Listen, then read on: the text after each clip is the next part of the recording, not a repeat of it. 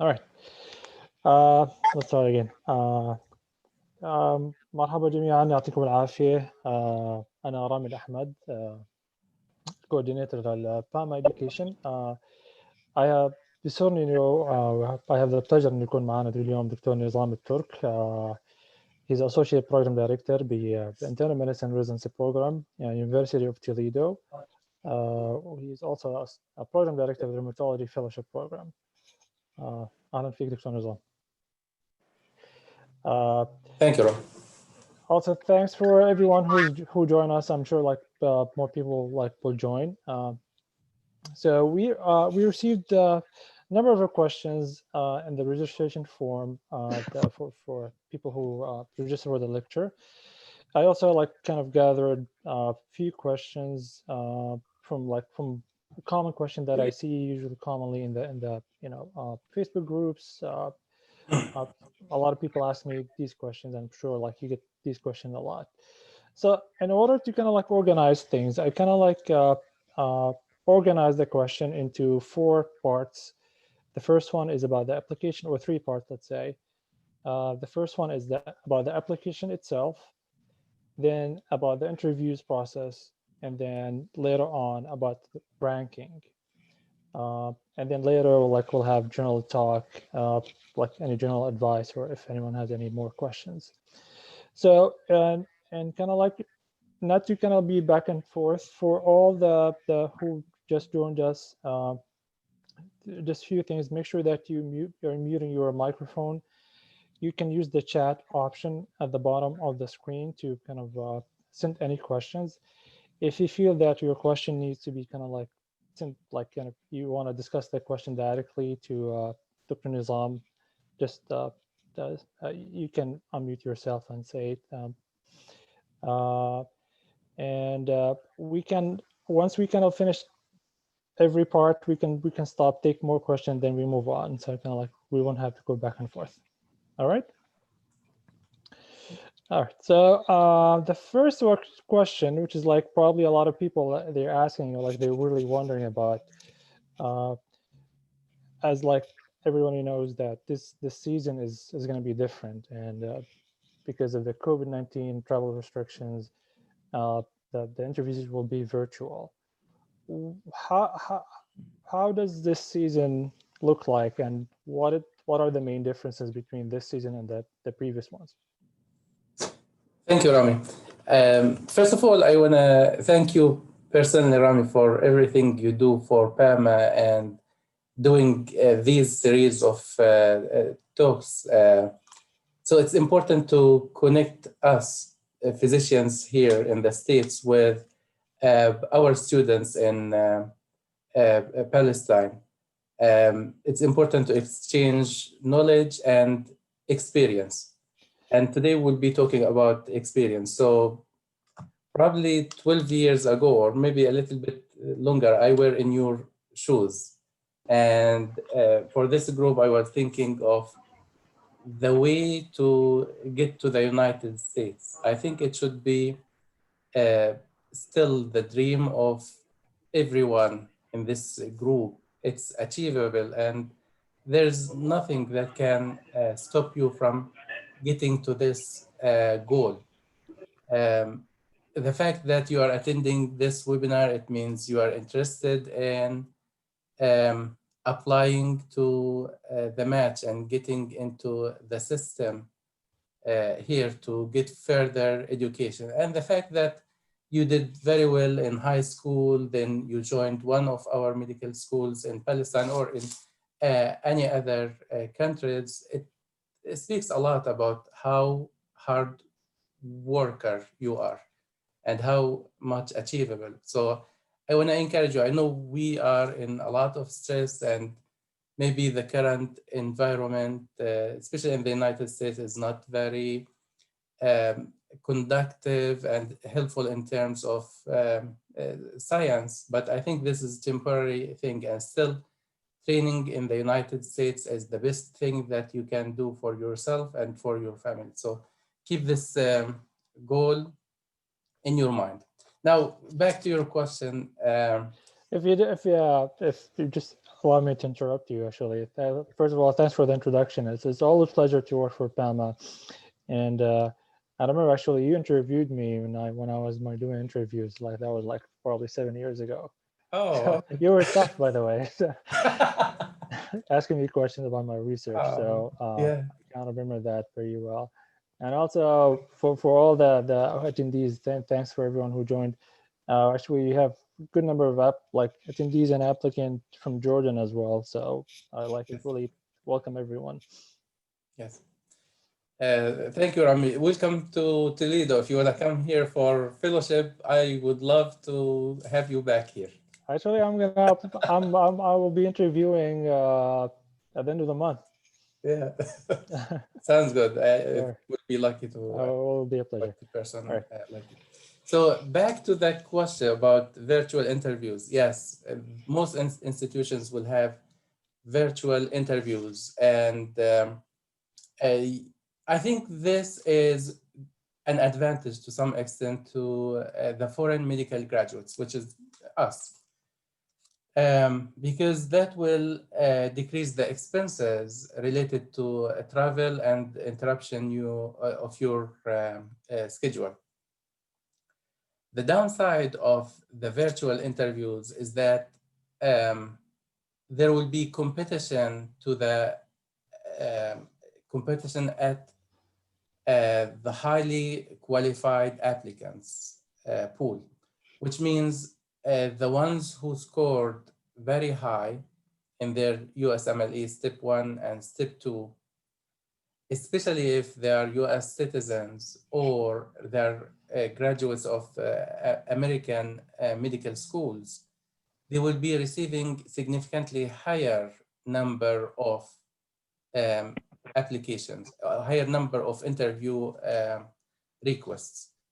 And I think they will be less likely to decline offers for interviews because it's not going to cost them a lot to do virtual interviews. Okay, so I want to make sure you are aware of this.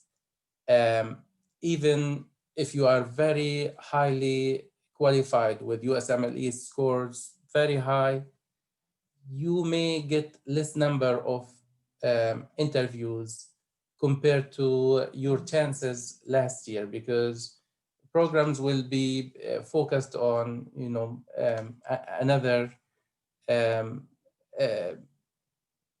criteria to send their interviews, and it's easy to do these interviews these days. So what I want you to do, ERAS will open, I think, next week. Mm-hmm. Just give the program maybe 5 to 7 days. And after that, start sending the programs emails with your qualifications. So if you have high USMLE scores, you want to mention this in the title for your email and direct it to the program director and to the coordinator. Okay. Mm-hmm. So tell them, this is your name and qualifications, the things you want to highlight in the title. Then the email should be short, but it should be informative why you are interested in this program, and you want to be sincere about that. Now, the advantage, going back also to the virtual interviews, is that programs need to have all the information about that program online, because that's how they will sell the program for candidates. So you'll have significantly much more information compared to the last year if you look up programs online. Okay. So you can get information about how residents are doing, their board passing rate, in training examination, research, and scholarly activities. So you want to invest a lot of time looking up programs online when you get the interview. But you need to get the interview first. And I think the best option for foreign medical graduates is by directly contacting the programs, because I expect there will be less number of um, uh, invitations for interviews. All right. So you mentioned about people who are like with the high scores and like good credentials. How about people like with low score, like middle scores, or like probably on the lower side, and maybe has not as much credentials at the other Yeah. pool? That's, What are they going to be affected, or? that's a good question. So I think each one of us, they have their own bright side that they can highlight. And scores, although it's one of the criteria that we look at, especially to send interviews, I can guarantee you most programs, they have threshold for sending interviews. For example, it varies from one place to another. We have threshold for sending interview for foreign medical graduates and threshold for American medical graduates.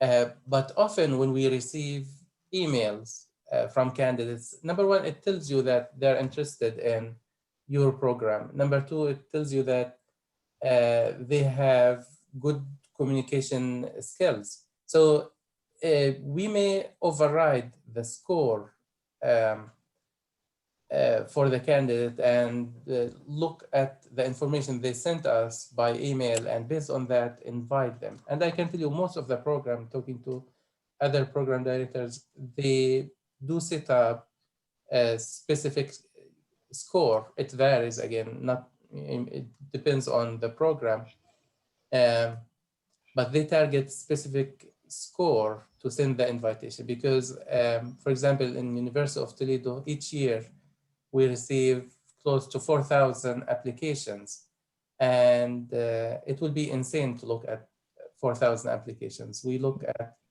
applications that are likely to match with us. So Okay. again, I think your secret weapon, if you are not getting enough interviews, is to be proactive and to highlight, the interesting things in um, your career so far. So you may have experience, whether in the States or somewhere else. You may have a research interest. You may have a published case report or a paper. Certainly, these things need to be highlighted and communicated to the programs that you are interested in. All right, great, thank you. So since we're talking about the invitations and everything else, so there are like multiple questions that probably can be summed up in one probably one point. So as you're part of like as you're associated director and part of the selection committee, I'm sure. Uh, so uh, when you receive such high number of applications, how does things work after that? Like what the program director or the selection committee look for in all the applications, and based on what they send interviews, and do they review all the application after they being screened, or like they just send invitations for like once they hit the threshold level of, for example, scores, they go like ahead and send invitation to everyone? And so, yeah, that's a good question. Um, I know usually, like a lot of questions at the same time, yeah, but like it's gonna yeah, like process. Like let's say next week, the match will open. You sure, start getting all these applications. What yes. happened next? So it's usually one of the associate program directors will be reviewing applications based on a score criteria, I can tell you. So Mhm. most of the time it's a step two CK score, but some programs will look at step one, especially for um, the American medical graduates. I think in the future there's motion for eliminating step one, because this idea of differentiating candidates based on the score is not very well liked. So it's going to be pass and fail in the future. So it's going to be mostly step two score. Now, we start from there. So if you, for example, put a criteria based on step 2 CK score, you ask the system to give you the applicants who meet certain score, and there's usually upper score, lower score.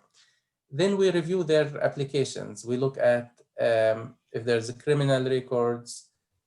We look at their publications, and this is big thing. So likely, if we're looking at especially foreign medical graduates, would like to see some publications or high USMLE scores. These are the two important factors for sending an invitation. But again, you don't have to have, we don't expect really peer-reviewed publication, anything that shows that you are interested in becoming a scholar. And if you're given the opportunity to train in really good environment, you will differentiate yourself from other people. I think that helps. So research interest, even if it's not published, I think that's also important. So we'll talk more about the research in details in a few minutes. So you screen the applications, and then based on their credentials, you send out for the applicants. What's the timeline for this? Like, let's say, I think the match will open 21st, if I'm not mistaken, or next week. Yes. When did you start processing the applications? So usually we wait 1 week, and most of the programs will do that because often, there's late applications. Mm-hmm. When I review the applications once or twice, but we tend to review applications every month, and whoever is late in applying, we send invitations. But I can tell you most of the programs, they like to review the application once, mm-hmm. and usually it's 1 week after ERAS opens, and that's when you expect to start seeing invitations for interviews. Yeah, because a lot of people, they ask, like, will that harm their application if they're like late 1 week or 2 weeks for many reasons, because of the scores not out yet, or they're waiting for a recommendation letter to be uploaded, etc. Yeah. So that's a common question. I think a week should not make significant difference. And in that regard, also a common question we see some people, they wait for their scores to be like either released or like they're waiting for the results. Do you advise them to apply and like pending their scores, or they wait until their scores are like out and then go ahead and submit their application? So I have with me Wasif. Wasif is one of our residents who matched with us this year. So I want to give him the opportunity to answer this question, because I'm not very familiar with the process for ERS application, because I did my application 12 years ago, and things have changed a little bit. What's the average time for the letter to be uploaded these days? Hi, everybody. Good afternoon, and thanks for giving me such a huge opportunity to participate in this webinar. Well, I believe 3 or 4 days is the time needed for any document to be uploaded on the ERAS and to be there for the programs. But I don't know, the question is for the scores or for the documents? I'm not quite sure. I guess you answered the document part. For the scores, like a lot of people, like probably they did their like step 2, let's say last week, and they're just waiting for the scores. And then they're not sure. Is it like, shall they wait until their like scores are out and then submit their application, or they can just submit it and then the scores will be directed to the programs? Well, I believe there's no universal answer. It depends on the time that the programs start reviewing their applicants. So, and on the frequency that the programs are doing the review for their applications. So if they are too late to be, if the score is too late to be released, to be reviewed by the program director or the program leadership, they may be affected. But if it's not too late, they may get the chance to be sorted, to be chosen for interviews. So I believe there's no universal answer. And I don't know if Dr. Nizam agrees with that. Yeah, I think, still go ahead with your application. If scores are uploaded later, follow that up with emails to the programs. I think this would be a good point, that now my score is posted and it is this score. So you can still apply and follow up. So I do see some applications with incomplete scores, and we still invite them based on at least one of the scores. All right, great. I would agree with sending email. Yeah, sending email usually is helpful in these issues. All right, great. Thanks, Wasif. All right, moving to the next question. Do you think it will harm applicant if they apply for multiple specialties within the same hospital? Let's say like someone at the University of Toledo, he's applying to medicine and neurology at the same time. Will you know by any chance about them, and do you think that will harm them? Yeah, that's a good question. So I don't really recommend applying to multiple specialties. The reason is that when we do the interview, our main criteria, and that's why we're doing the interview, is to evaluate your interest and your passion for the field you are applying to. So if you are applying to internal medicine, we want to make sure you have passion for internal medicine. If we found out that you are applying to pediatrics, family medicine, internal medicine, it tells us that there's no passion for any of these subspecialties.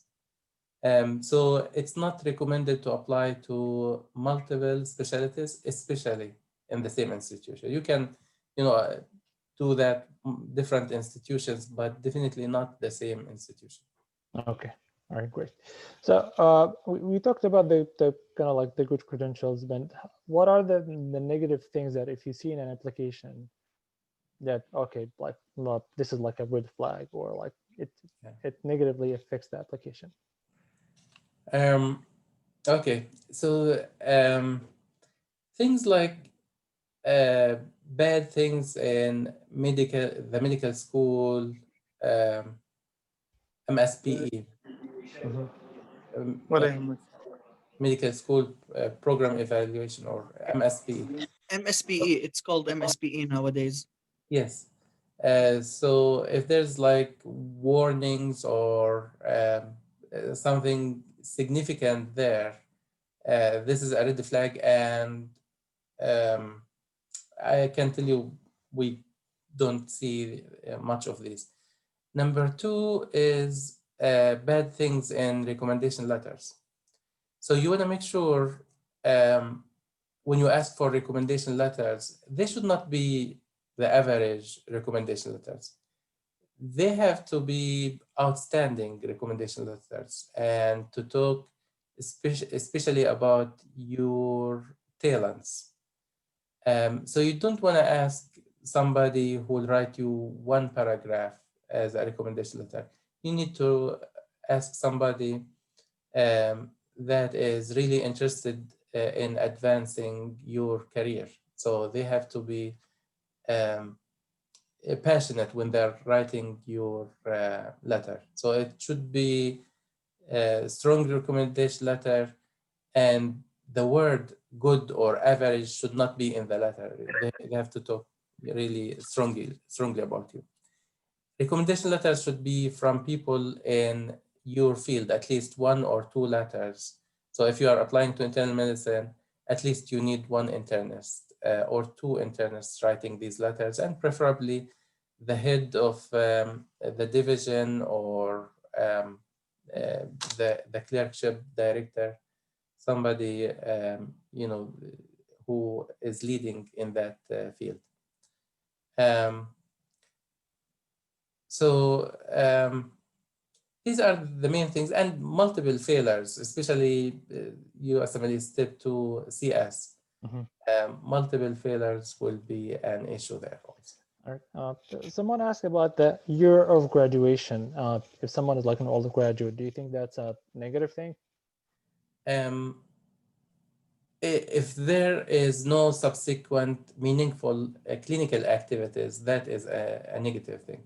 But if the candidate has been, in the same field, let's say internal medicine, I personally, I did internal medicine in Al-Maqasid in Jerusalem for 4 years, then came to the state. And I think that was an advantage for me when I applied to Toledo. So it's not really disadvantage if this was meaningful clinical activity in the field. Mhm. All right, great. All right, so I'm gonna move on and now start kind of like start breaking up the application, like with the main part of the applications.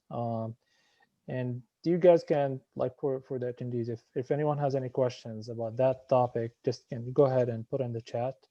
So the first thing I'm gonna ask about, like, gonna go through is the U.S. clinical experience. How much weight you put that in any application?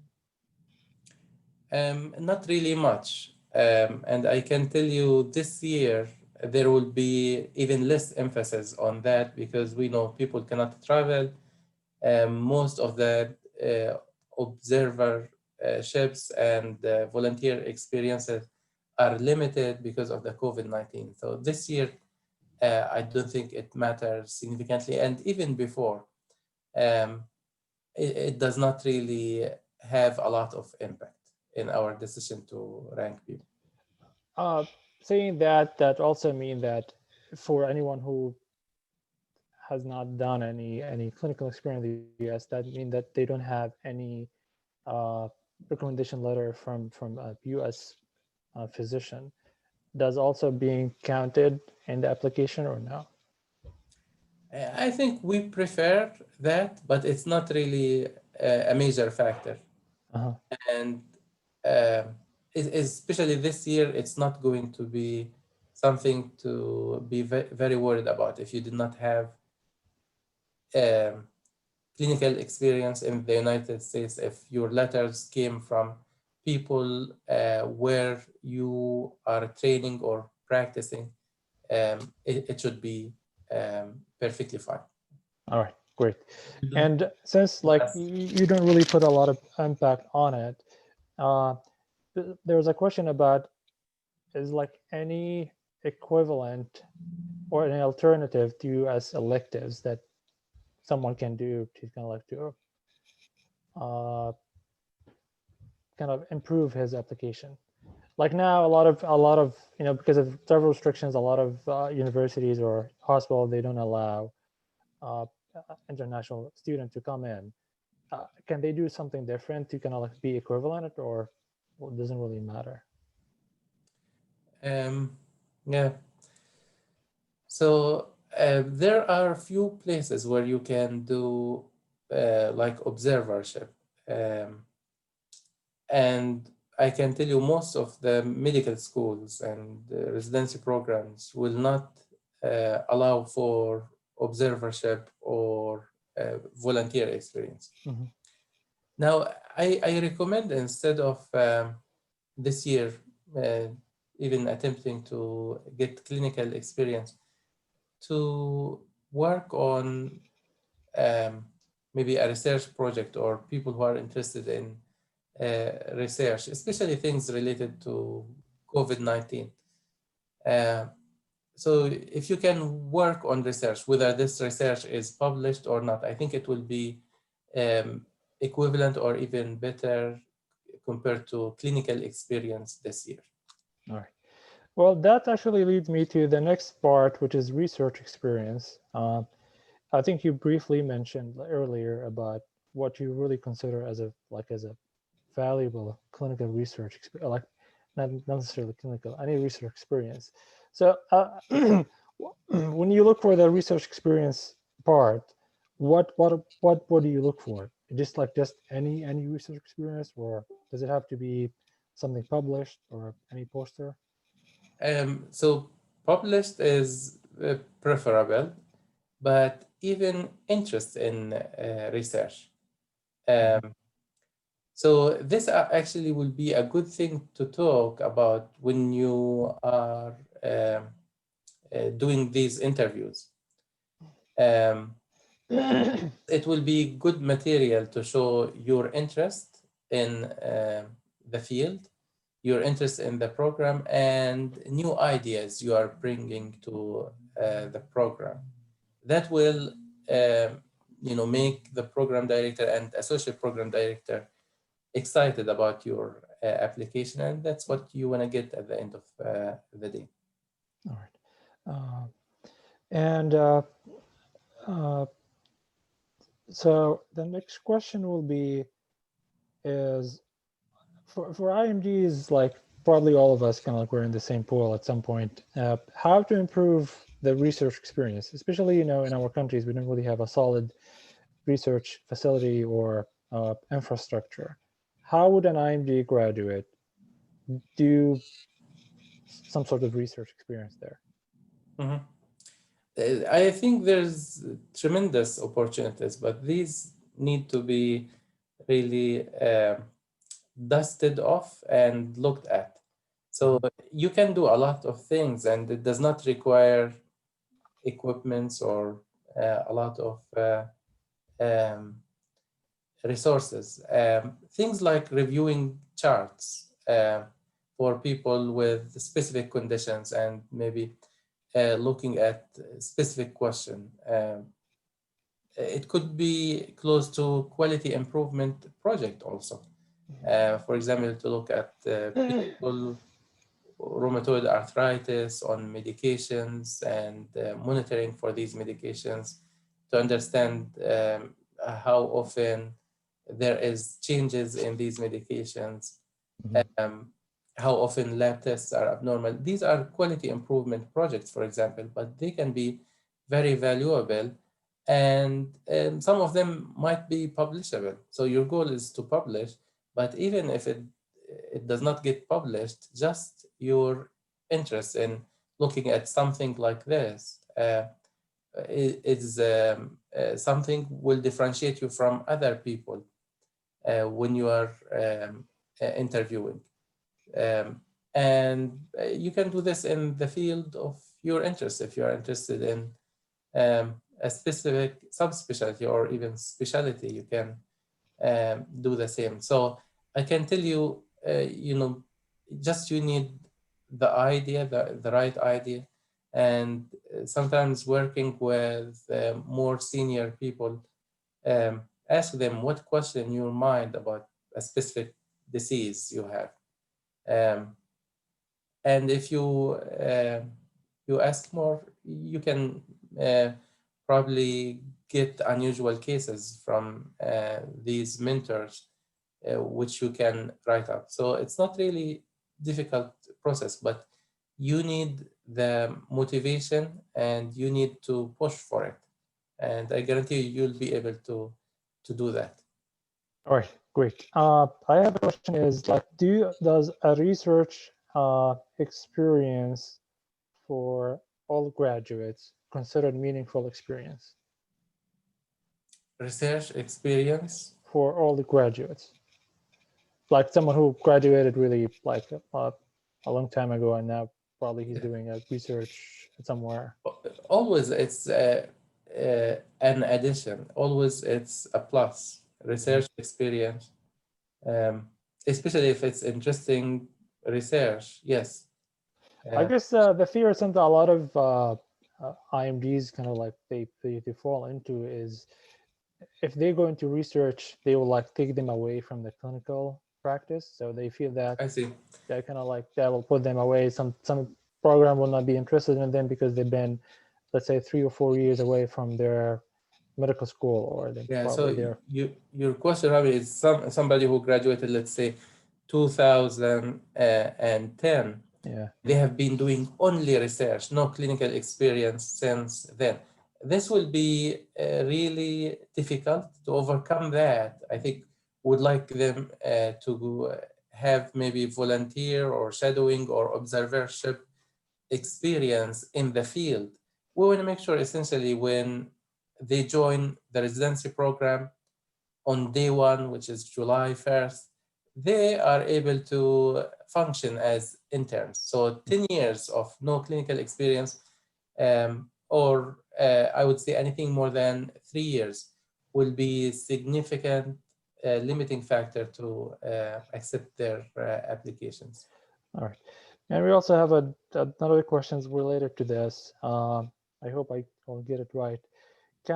Is working as a research and teaching assistant in a medical school, does that provide the applicant with a better or worse chances of matching than an applicant who was a medical resident in his home country? Mm-hmm. I'm not sure if they're meaning like here, like as research assistant in the US or Yeah. back home. Yeah. So I can, speak about myself and Wasif, the same. I think Wasif, he worked as a clinical Yeah, right. instructor. I was working back home as a research and clinical teaching assistant. Yeah. And probably that's why we. So you both did the same program, so I It guess is. no difference. It is. I am following his lead actually. He's my mentor. He's my attending for the last week, and I enjoyed being with him, around him very much. He's a good teacher. Thank you, Wasif. I told him to say that, by the way. So it's really an advantage. So when we're looking for applicants, in my mind, the best applicant is somebody who is motivated, compassionate, interested in the field, educator, able to teach medical students. So certainly being, in academic center, interested in teaching medical students, working on that, it's a big advantage. Now, for somebody who did his or her training before, is this a limiting factor? Only if we feel that the applicant is arrogant, and typically, the typical question we'll have for somebody with experience is that, July 1st, you'll be an intern and your senior likely graduated after you from the medical school. How do you feel about the dynamics related to that? So the answer should be, there is hierarchy, and I will do anything that my senior tell me if I feel it is safe for my patient. If I have concern about safety, I may ask the attending about it, but certainly I accept my role. We're lifelong learners. I we want to feel that you'll enjoy being an intern again. I know sometimes it's a hard thing, but I think since it's different system, that's what we are looking at. All right, great. All right, so if anyone has any questions about US clinical experience or research, if you can just type it in before we move on. The next thing we're going to talk about is USMLEs in general. I know we have a couple of questions about Step 2 CS, and then we're going to talk about like visas and travel. If anyone has any questions, just please type it in. Otherwise, I'm going to move on so we don't have to go back to these. And also, we're going to talk about letter of recommendations also later. All right, so I guess we can move on. Hopefully, if there will be any question, we'll probably leave it to the end.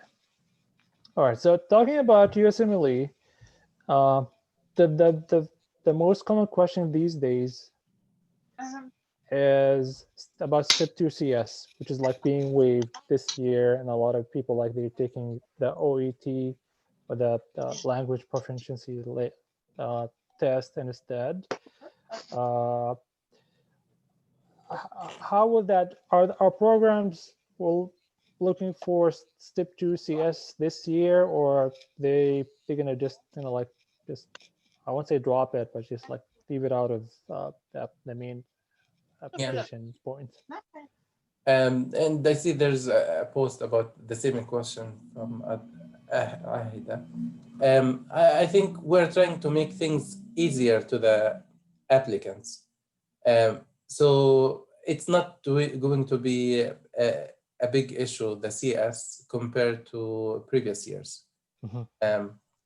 Because we want to facilitate this process, and most of the programs will not be worried if there's no CS report, but rather there's the alternative test.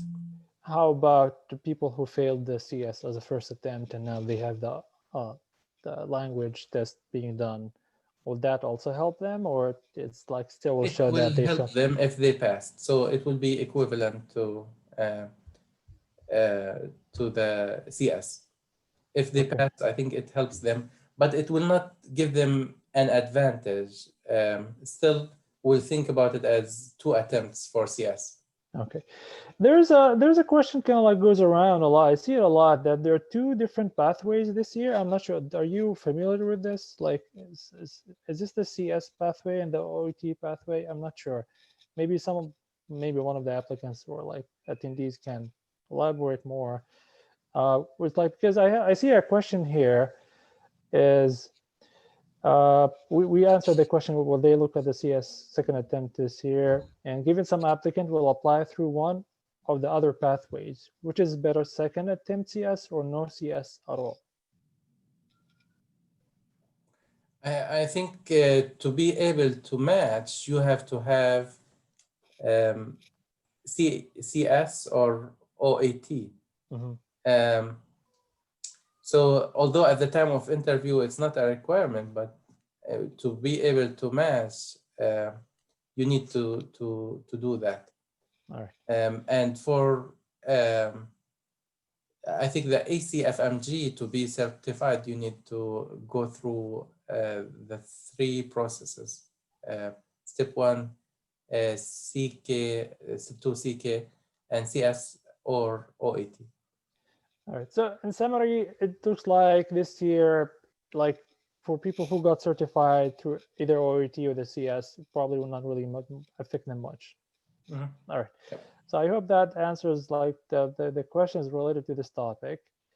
And then we have also another one. Applying through pathway 1 without yet having an OET score or an ECFD certificate, will that affect the application?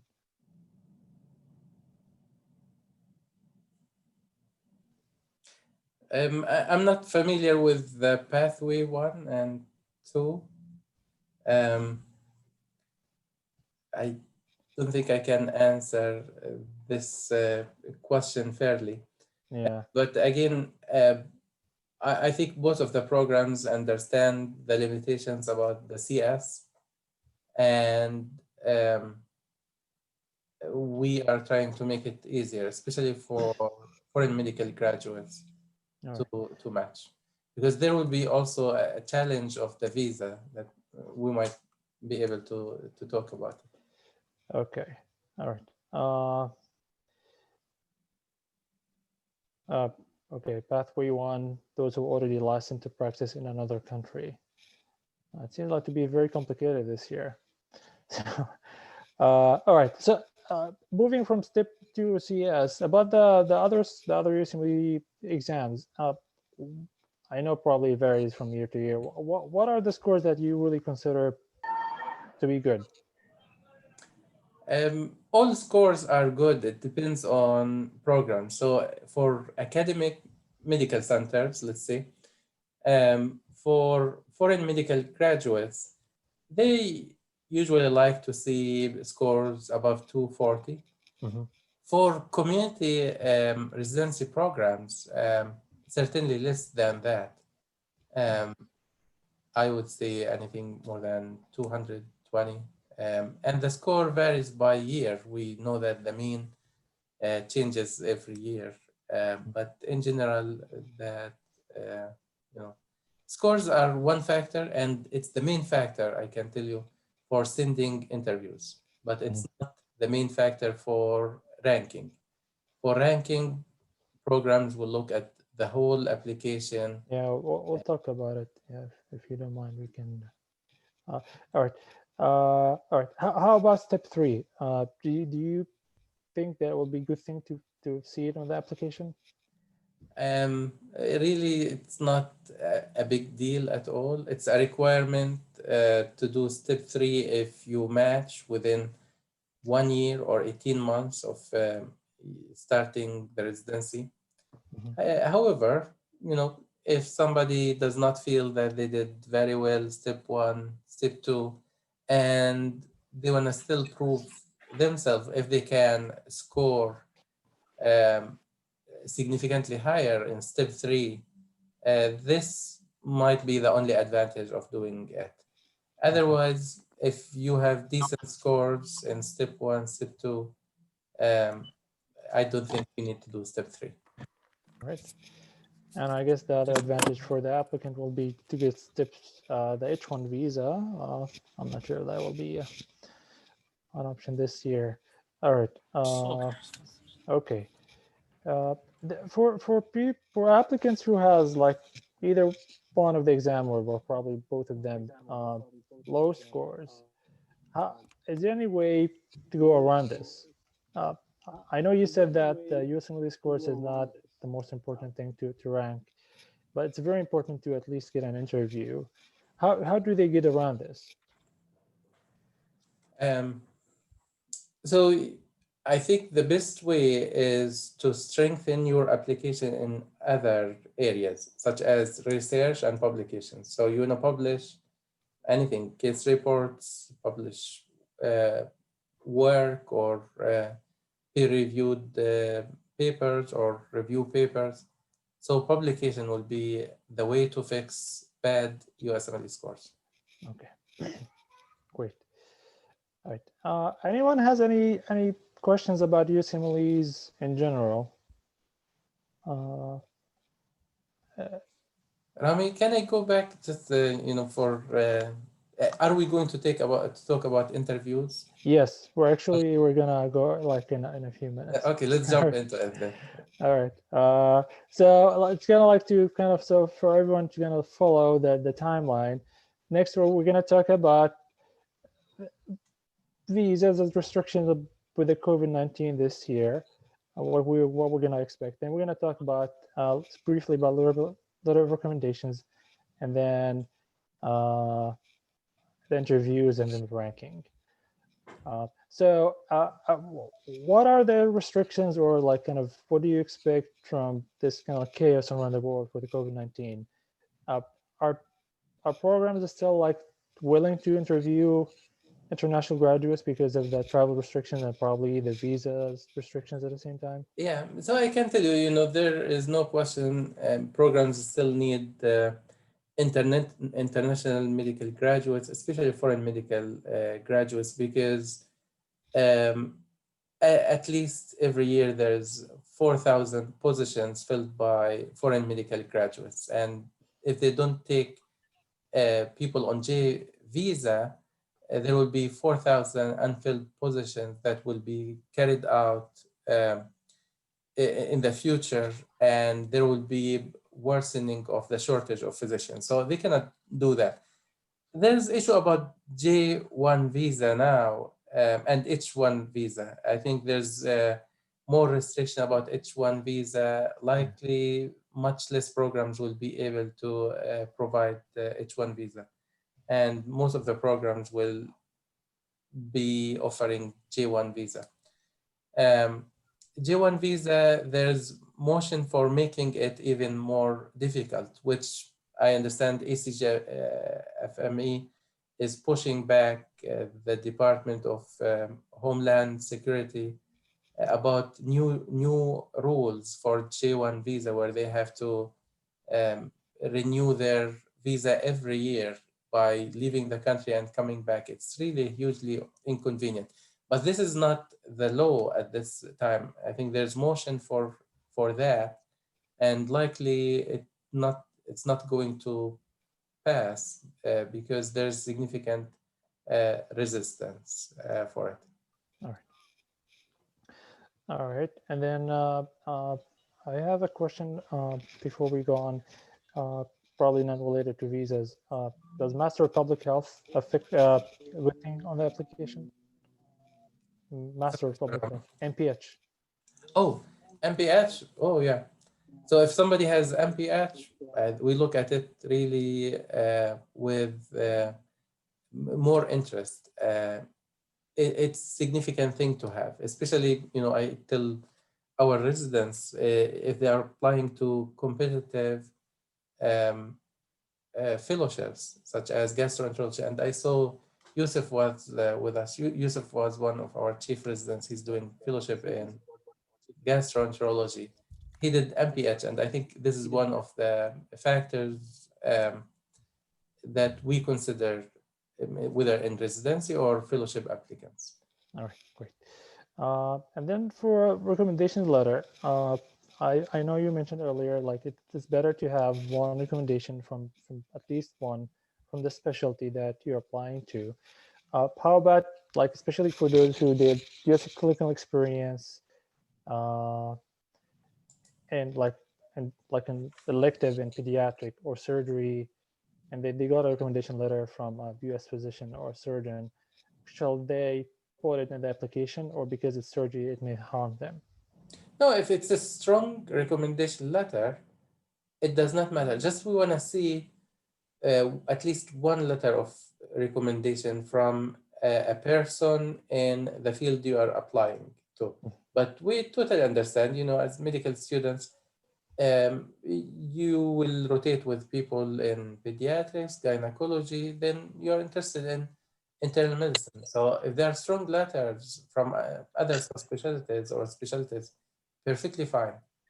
Just they need to be strong letter and not, very short letter. I can tell you, most of the applicants that we see from Jordan or Palestine, they get decent recommendation letters. But you How make much? sure, the person you are writing your letter, he really feels that you are an excellent candidate.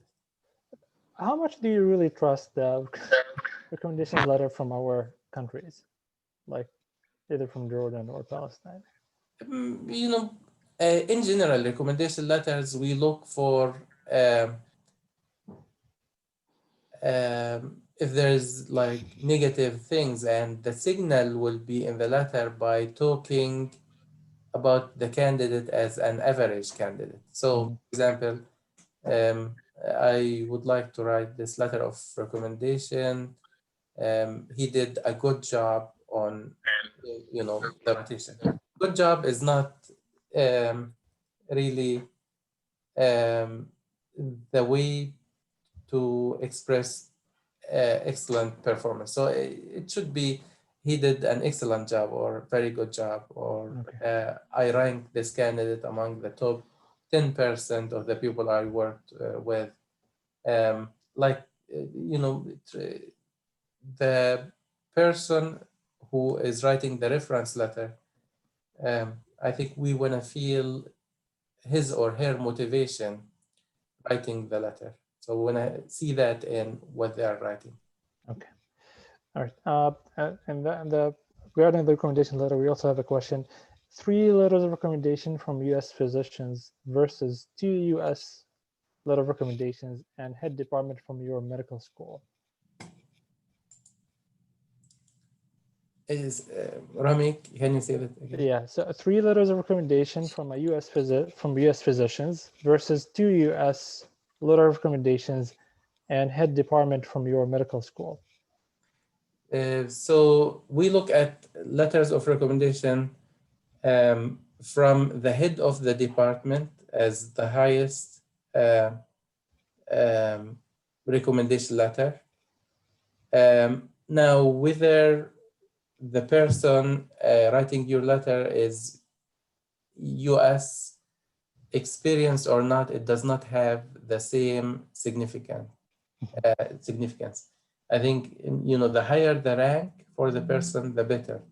Again, especially this year with the COVID-19 thing, we understand, you may not have had the chance to work with somebody in the States, and not all people have access to people with US experience. So I think the US training for the person writing your letter is much less significant nowadays to compared um, to the past. Okay, all right. Just a quick note for like the previous question. MPH that we talked about is Master of Public Health. And then, okay, I'm gonna move. There's a question also. I don't know how about the University of Toledo, how many letters they ask for, but like assigning 4 letters to a program requiring only 3, how would it be viewed? You know, like sometimes that for some programs, they only require 3, and then the ARAS you can assign only 4. Yeah, I think it's fine. It's perfectly fine. I mean, it's just extra work, but it's perfectly fine. Okay, and how about a letter of recommendation from a U.S. research physician versus from a clinical physician back home?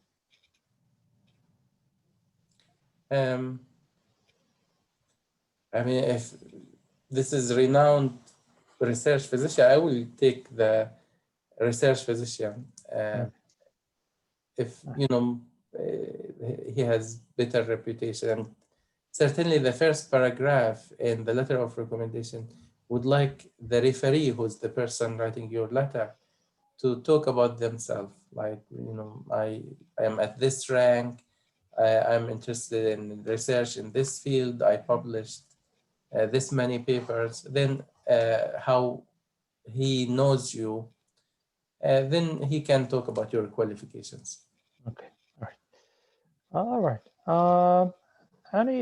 So we're gonna move on to interviews. I know, Dr. Nizam, we're hammering you with all these questions, so if you wanna get a sip of water, if you want, or juice. Yeah, I have it here. All right. Okay. So yeah, as it's gonna be a little bit different this year. It's gonna be virtual interviews for everyone almost, which is definitely different or challenging for both sides, the programs and the applicants. So how do you see it happening this year, and what are the kind of like how programs they're gonna evaluate the applicants? Yeah, so I think this is the meat of the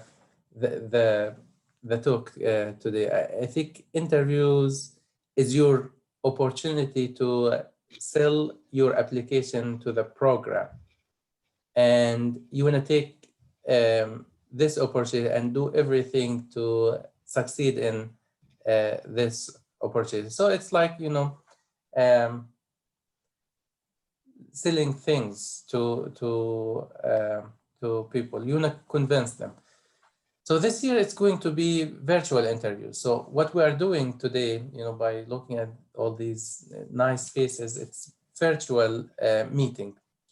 The interviews will be the same, but less number of people participating. And they will be using, the programs will be using different systems. So you'll be seeing Zoom, you'll be seeing WebEx, you'll be seeing Thalamus, GME, and I think significant number of programs will be sending interviews through that. Essentially, it's a link like what you received today. You look in, initially big group where everybody meets everybody.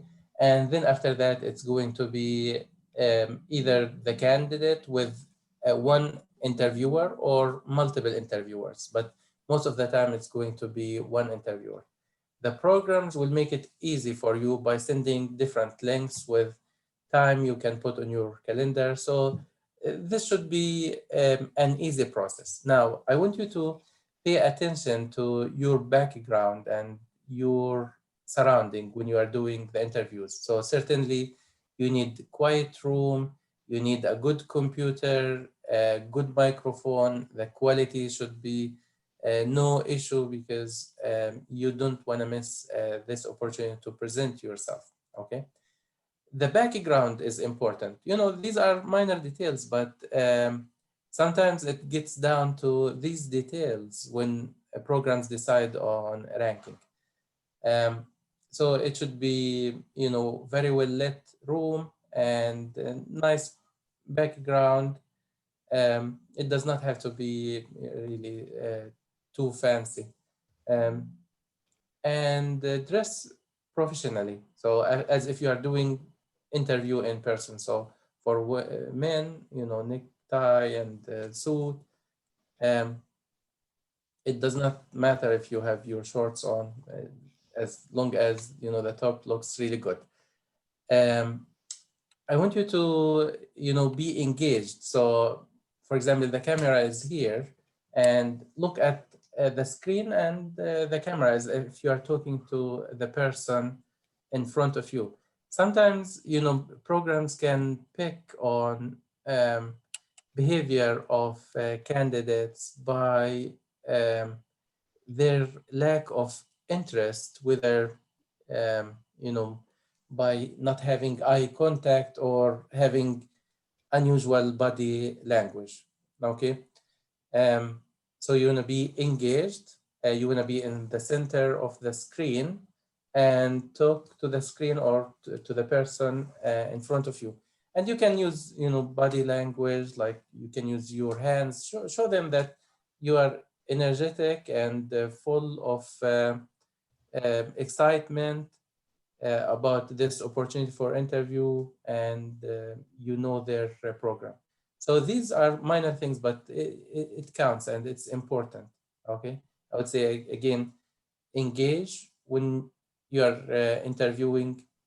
Um, be clear and practice interviews. I would say this is the weakest point that I see in applicants coming from the Middle East in general. They don't have the chance to practice interviews, and this is not something they are trained to do. Um, so you want to practice that with either a friend or a colleague who did interviews before. The questions at the beginning will be the same, okay, no matter where you are interviewing, Mayo Clinic, Toledo, Florida. The first question will be, tell me about yourself. So in general, we like to hear about how you present yourself, okay? So you can touch base on personal things like, this is my name, I did my medical school in this medical school. I graduated this year. I am one of a big family, let's say. I came from big family. Most of us, we have big families. Try to make it something personable and memorable, where the interviewer will remember you. And you can throw in some funny things like, we are considered small family. We are 8 siblings. 8 is a lot, but most of our families are like this. And personally, I came from a family of 8. So then after that, they will start to ask you about details of your application, like your research experience, if you had your volunteer experience, especially things related to the IFMSA. I know many of you participate in this organization. You want to elaborate on that. Again, the goal is to assess your passion for the field. So you want to talk with passion, you want to be focused about delivering this message. Yeah, that was like really great tips for the interviews. If you allows me, actually, I want to share just briefly about my experience with virtual interviews, since I'm doing it for the fellowship right now. Uh, as you said, it's a different experience, and it's not easy to engage yourself with a screen. So I want to stress more on the point that you mentioned, which is about practicing, especially for us who are like who we're not a native, English speakers. Uh, for us, probably for me, I've been working in the US for the last 6 years, probably a little bit easier. But for all like applicants who are applying this year, it's really important to practice. Maintaining the eye contact with a screen is not as easy as you think. It's easily to get distracted and like deviate your eyes, something in the room, or like maybe there's someone in the next room, like who knows. So it's very important to practice as much as you can. All the interviews I've done so far, it's the same questions. It's not any different, and it's not going to be different than residency. It's like, tell me about yourself. Why did you do this? Tell me about your research. All these kind of, so you have to know your application and just write it down and like memorize the answers if you want. And it's not as hard as you think. It will be harder if you don't prepare yourself. Yep, I totally agree with you, Rob. Yep. Okay. Any questions about the interviews? Okay. Again, to recap about interviews, talk with passion. Connect with the people who are interviewing you, and get the best environment you can get to deliver this message, because that's how you will be ranked. The US Amelia score and all this nice hard work that you did, it counts to get you the interview. When you are getting the interview, it's how you'll perform to be ranked. So you can think of it as you are doing the interview, your rank order on the rank list is moving up and down. So you want to maintain it on the upside by really keeping engaged, talking with passion, making them feel your energy, and touching base on the areas of strength. For most of the programs, areas of strength is your scores, your training, your passion for education. Certainly, any opportunity you can talk about it, you need to do that. People need to feel that you'll be good educator, and they want to feel that you are good material for the future. If they train you, you'll be a scholar or something like that. So you want to talk about your interest in research and how this program, if you had the opportunity to match with, will help you with that. Now, I can tell you during the interviews, you may get into downward spiral where you feel you did not perform well in one of the questions, and you keep thinking about it and going back to the question. My recommendation to you is take it, section by section. If you are done with one section, don't even think about it. Move to the next one and keep your eyes on the ball, which is, doing very well in the interview and getting ranked. Things not to do during the interview is to criticize anything, essentially. Criticize your previous training. If they ask you, you did your training in this residential program, why do you want to come to the state? Don't tell them, it's anything negative about that program, because at the end of the day, program directors and associate program directors, we're looking for candidates who will join the program. Number 1 and 2 and 3, they will not be troublemakers or complainers or headache for the program. This is the top 3 priorities.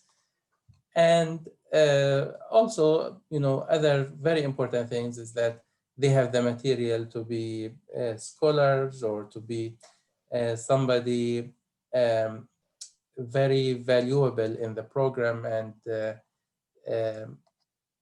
they will do something different. So we want to see that potential in the candidates. And if you, so we talked about the first question, usually tell me about yourself. So it's an open question when just, break the ice with the candidate. Another question that you want to put a lot of time thinking of is, where do you think yourself will be after you are done with the training? So this is just to assess your goals in that career. So you can certainly, you mentioned that you are going to stay in academics, because most of the residency programs you'll be interviewing in will be academic programs. So you are interested in education, you want to stay in academics, and you know, you can elaborate more into that. In general, private practice, we view it as a negative point if you get the question in the interview, what do you want to do? Don't say private practice. Do they have to mention like specific fellowship, or just academia is enough? Academics, if you already decided about subspecialty, you want to say it, that is okay. If you are undecided, you can say, you know, I love internal medicine, for example, and I'm not yet decided on subspecialty, but I have tremendous love for internal medicine for, you know, the reasons you can, you know, come up with. It's personable, so. All right. May I add one more thing from my experience before for Sure, the go ahead, Wasif. interviews? Okay, so because I interviewed last year, I know this year is totally different from what we had last year, but for I want to emphasize about practicing, since personally I'm not a native speaker. So what I did, me and my colleagues who applied last year, we kept practicing. There are a lot of frequently asked questions, so you need to take a look at these questions, build your own answers, try to build your own theme. For example, I was working as a research and teaching assistant. I showed my passion through the answers of these questions, and I showed my interest in gastroenterology. For personally, I have great passion for gastroenterology. So each program I was interviewing in, when they were started asking me about introduce yourself, I started to reflect those passions or those area of interest into this paragraph. So I was, let's say, dragging them to ask me about those areas, about my teaching skills, about my research experience, about my future subspecialty, about my future plans. I believe this is a good strategy to do. Sometimes there are unexpected questions. It's okay. Speak naturally. Don't show them that you are feeling tensed or this is unexpected question. Practice a lot, but at any time, don't show them that you are just memorizing. They need to they need to see you that you're natural. You're acting naturally. You're not just memorizing answers such as if you were in an exam and writing answers from the textbook. This is not a good behavior, I believe. This is all just my personal experience during last year application, and I believe it helped me. I don't know. All right, great. Thanks, Wasif. Welcome. And now Dr. Nizam and Rami, if you excuse me, because I have to leave. I'm on call today. I have a lot of work to continue. It's been a pleasure actually to let me participate into this webinar, and I wish all of the candidates this year the best of luck. Thank you, Asif. Thank you, Wasif. So you guys can see the passion that we are talking about. Thank you, Doctor. Thank you. Thank you, Rami. Thanks, Be Wasif. safe. Bye-bye. All right. To move on, how much weight do you would put? How much the interview has a weight on ranking? Before we kind of like move on like on rankings, like what are the things that you look for?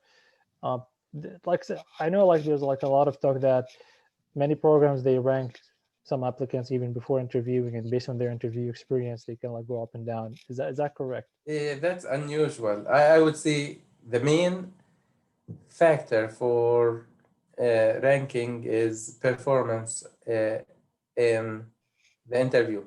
So the scores will be the way you get to the interview. The interview is what ranks you.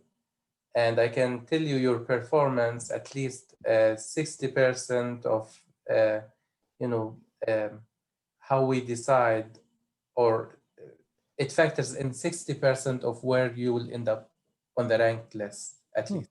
Oh, So it's very, very significant. That's why, you need to put a lot of thinking about doing these interviews virtually by getting, the best out of the interview, whether paying attention to the surrounding, the way you communicate. It's very important, and the way you talk.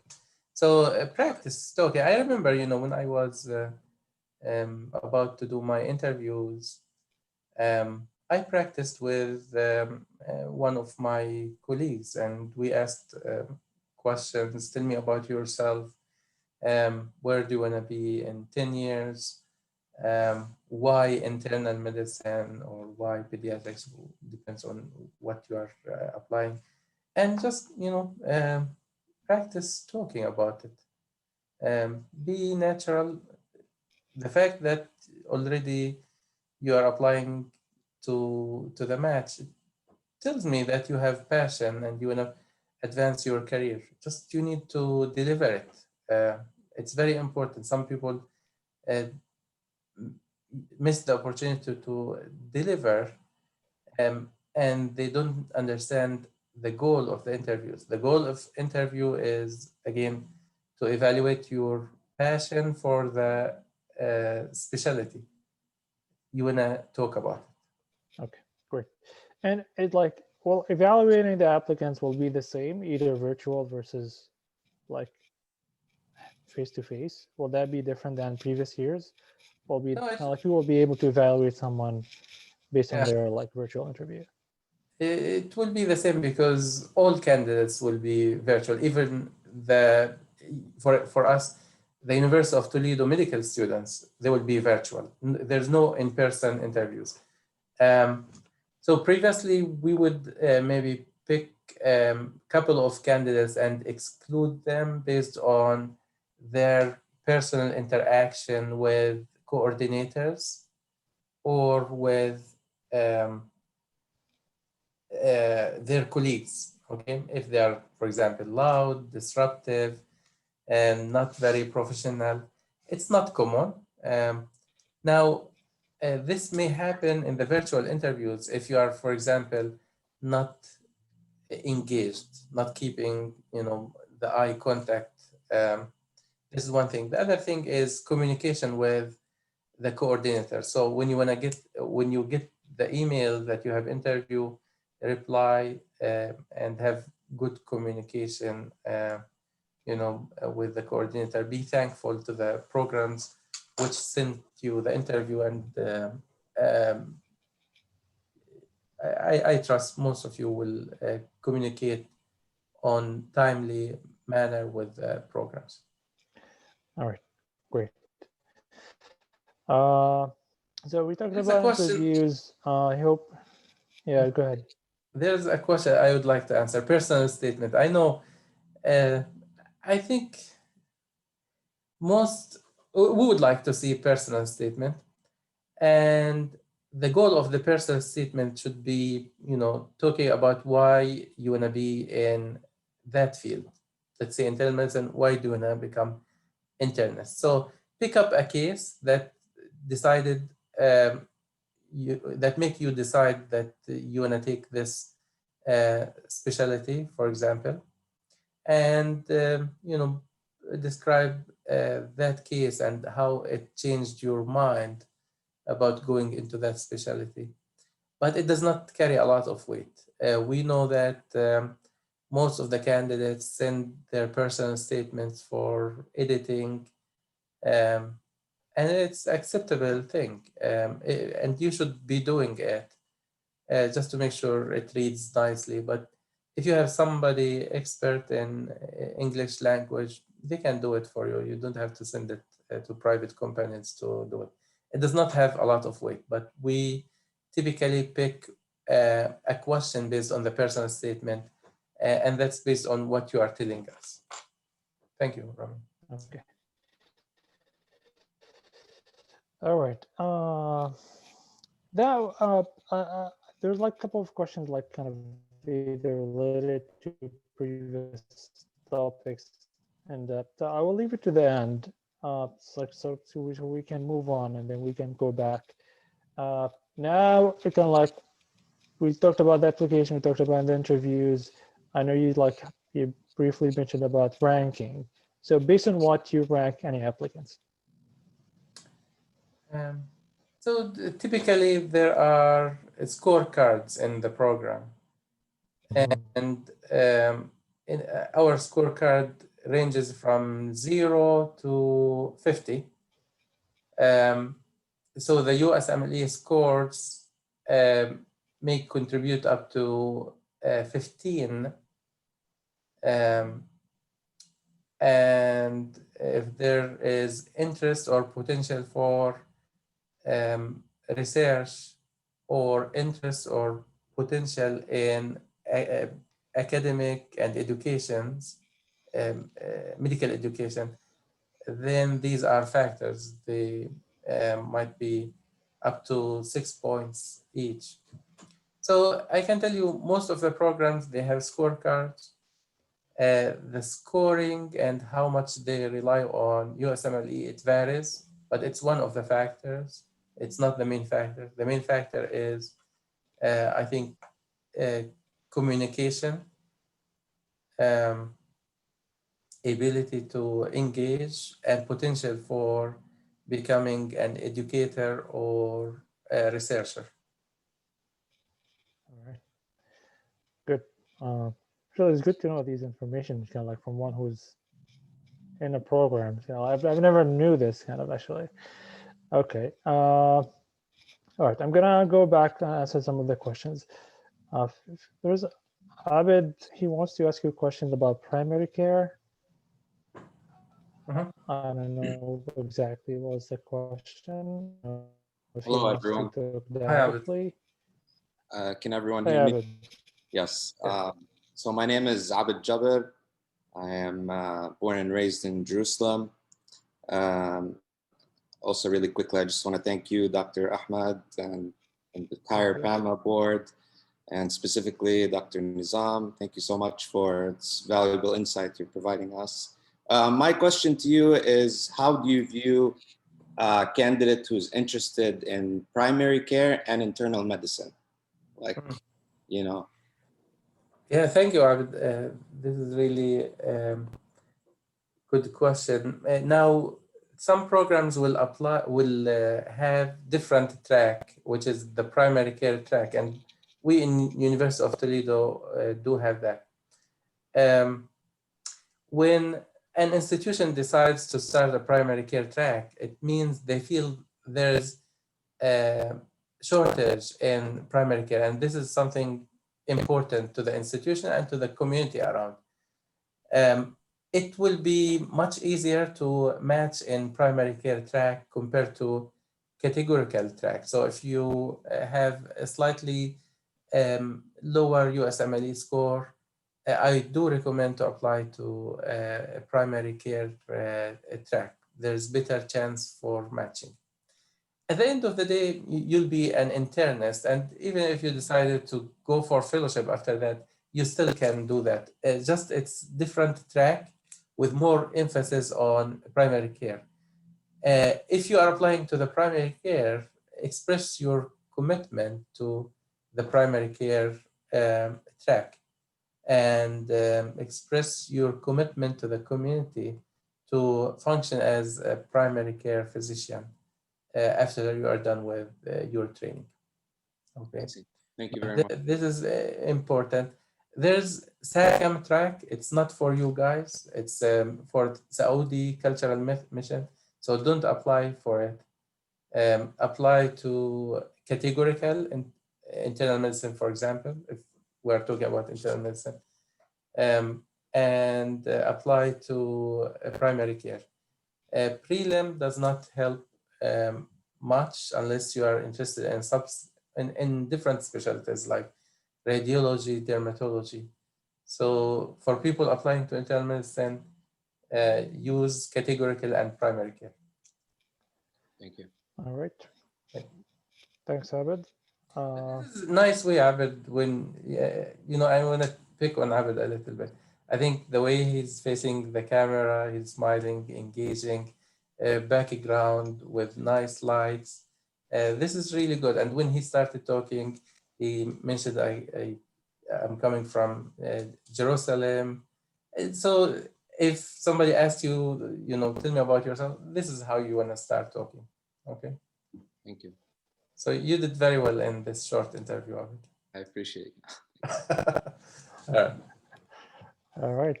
Okay. I'm gonna go back and go over some unanswered questions. Some of them actually we kind of answered, which is applying for more one or more two specialties. I know the Nizam, you kind of you did not recommend that.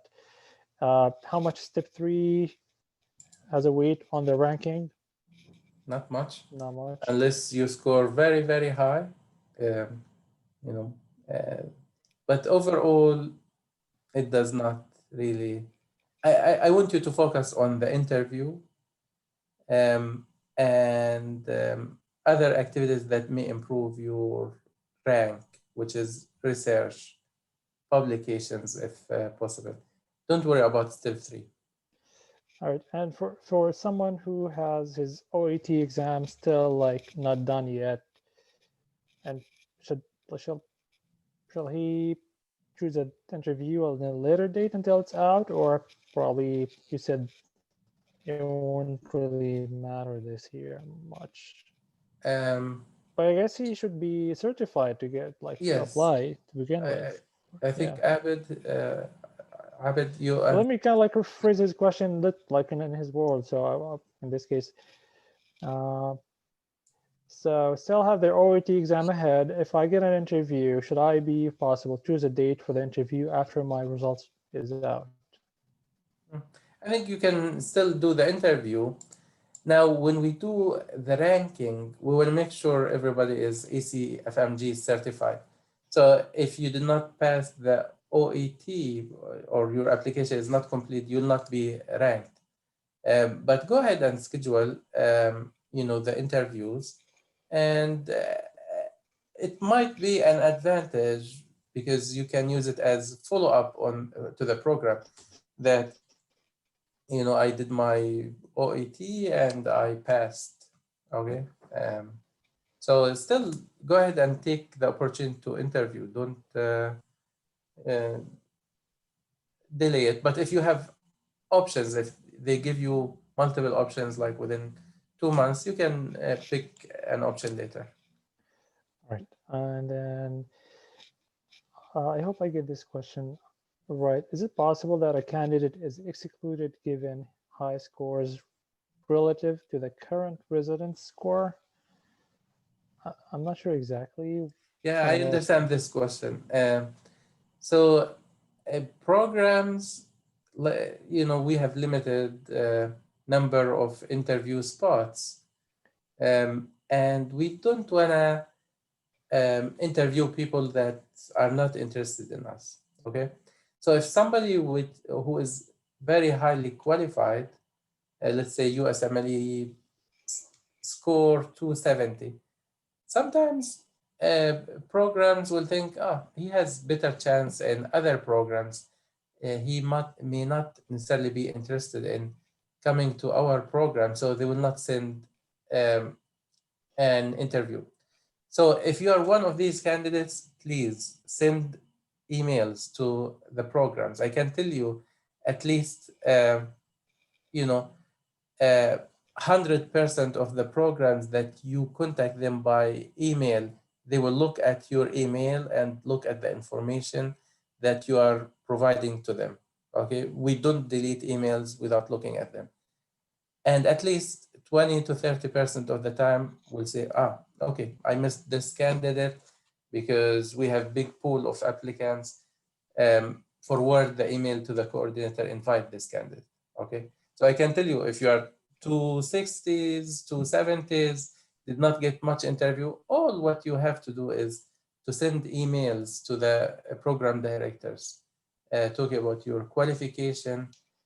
Make sure these emails are concise, not 2 pages long, just maybe 2 or 3 paragraphs, highlight the important things, and no typos. Don't leave the name of the program director you sent the night before on that email on another program. Okay, so you can copy and paste, just make sure you know you don't have information about a program you are forwarding to another program, because this will be an absolute no. If, for example, you are directing an email to me and there's information about the program director of another program, I'd say he or she did not pay attention. So it talks about qualities of the candidate in general if you are not careful with communication. All right. Okay, great. All right, we'll move on. Someone is asking about matching surgery in Toledo. I don't know if you will be able to answer this question, but if someone has a good high USCOMmunity scores and good research background, will they be able to match in surgery? Of course, Toledo? yeah. In Toledo and in other programs. So I can tell you, if you are focused, if you are motivated and have the determination, there is no subspecialty that you will not be able to match in, okay? So match rate for foreign medical graduates in internal medicine, it's around 60% for foreign medical graduates. For surgery, it's around 30%. So there is less chance, but certainly, University of Toledo and other programs, they have foreign medical graduates, and there will continue to be foreign medical graduates in even these highly competitive subspecialties. All right. Any cutoff on your graduation cutoff year? Like if someone graduated before 2015, do you still interview them? I'm just saying as an example rather than just specific number.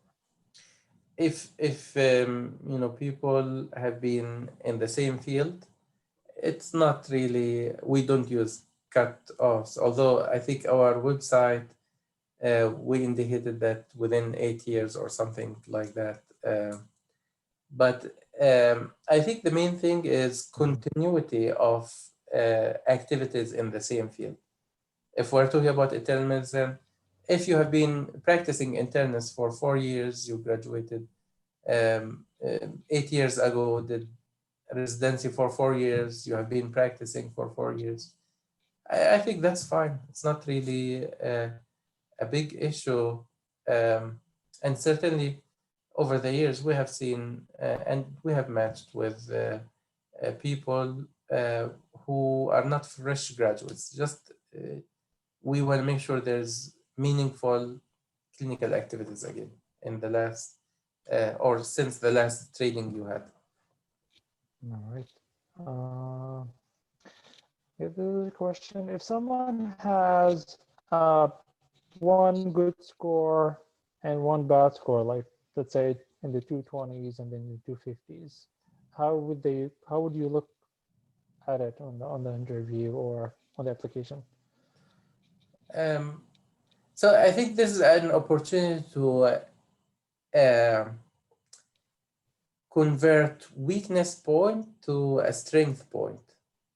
So you wanna admit that for example, USMLE step 1 score was low. This is not who I am, and there was special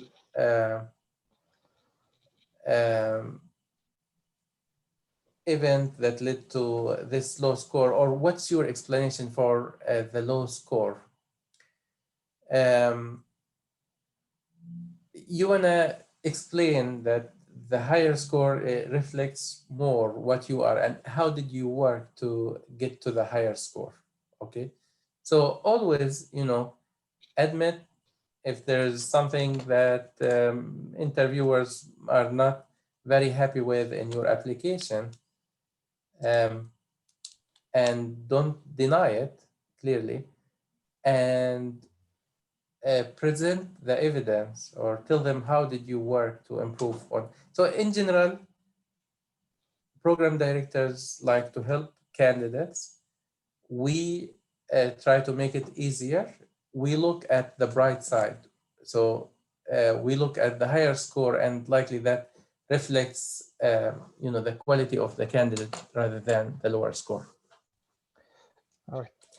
Okay. I hope that we got and we answered all the questions.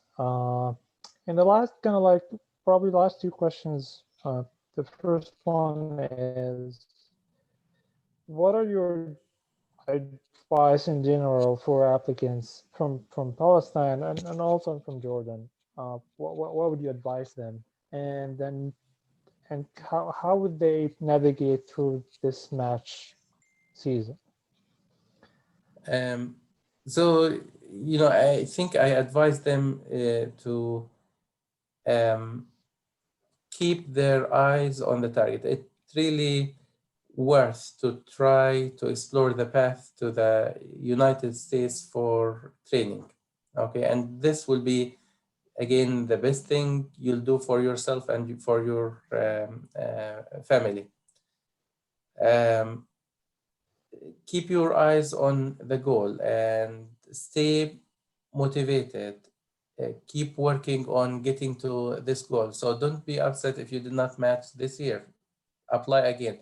But also, you should have plan B. If you did not match, what are you going to do in the year that you did not match? Certainly, improve your chances by research, by publications, by training, okay, and staying in the field, and apply again, maybe use different strategies. So my recommendation is interview is a great opportunity, and that's what will decide whether you'll be ranked or not. Do everything that helps you to get the best chance in the interview. If you are not getting interviews, contact programs, and we talked about how to do that. Brief emails, not long, clear. And after the interviews, it's okay to send thank you letters, but it's not a must because we get tons of these, and sometimes, if you want to send it, it's fine. But make it like specific to the interview that you had, and discuss in the email something that you discussed in the interview. All right, great. And then we have probably one more question about some programs that require a U.S. clinical experience, like 2 months or even more. If someone has an observership, should they go for that program? Yeah, of course. You should Would apply. that be equivalent? Yep. But because sometimes they kind of like specifically require hands-on experience. I don't know if this year will be a different situation. On the website, they can say all the things they need.